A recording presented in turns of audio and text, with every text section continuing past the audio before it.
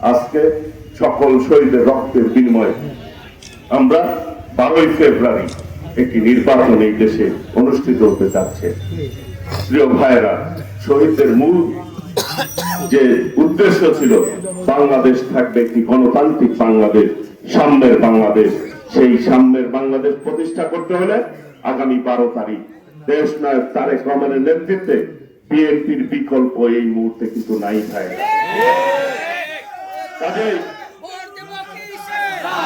আগামী 12ই ফেব্রুয়ারি এই দেশের জনগণের ভোটে আল্লাহর রহমতে দেশ নায়ক তারেক রহমান হবে বাংলাদেশের প্রধানমন্ত্রী ইনশাআল্লাহ।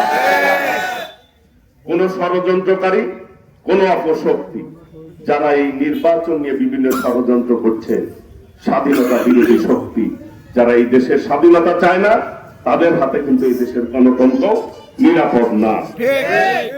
কাজেই বাংলাদেশকে একটি গণতান্ত্রিক রাষ্ট্রে প্রতিষ্ঠিত করতে হলে আগামী 12 তারিখ ধানের শীষে ভোট দিয়ে ধানের শীষকে জয়যুক্ত করে এই দেশের গণতান্ত্রিক ব্যবস্থাকে প্রাতিষ্ঠানিক রূপ দিতে হবে আমাদেরকে।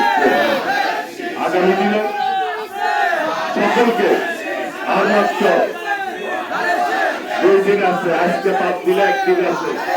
প্রিয় ভাইরা, আশপাশে যারা আমার কথা শুনছেন, দোকানদার ভাইরাও আছেন, প্রিয় ভাইরা, এই শহীদ জগলু রোডের যারা ব্যবসায়ী বৃন্দ আছেন, সবাইকে অনুরোধ করব, এই দেশের স্বাধীনতা, সার্বভৌমত্ব, দেশের মানুষ এবং দেশকে নিরাপদ করতে হলে ধানের শীষে আপনারা ভোট দিবেন ইনশাআল্লাহ।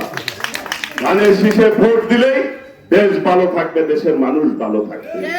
আমরা প্রতিশ্রুতিবদ্ধ দেশ নায়ক তারেক রহমানের নেতৃত্বে একটি সুন্দর শান্তিপূর্ণ বাংলাদেশ আমরা প্রতিষ্ঠিত করব, উন্নয়নের বাংলাদেশ আমরা প্রতিষ্ঠিত করব।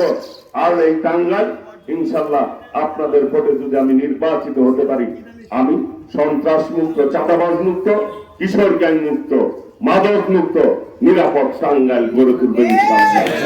এই টাঙ্গাইল থাকবে সকলে মিলে ভাই ভাই হিসাবে আমরা পথ চলবো। এই টাঙ্গাইল হবে উন্নয়নের মডেল টাঙ্গাইল ইনশাআল্লাহ। আমাদের শত শহীদ রক্ত দিয়েছিল এই বাংলাদেশে শান্তি প্রতিষ্ঠার জন্য, গণতন্ত্র প্রতিষ্ঠার জন্য। সেই গণতন্ত্র ধারা আমরা অব্যাহত রাখবো ধানের শীষে ভোটের মাধ্যমে ইনশাআল্লাহ।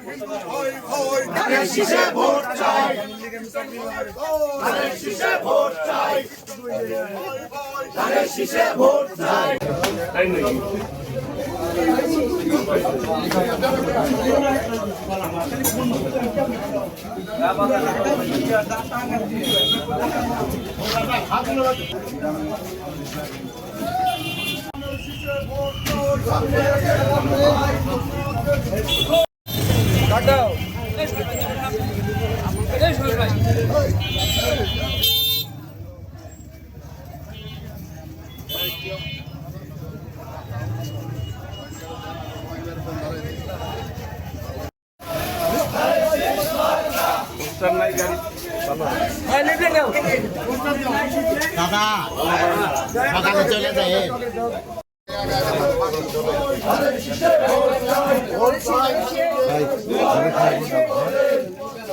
আপনা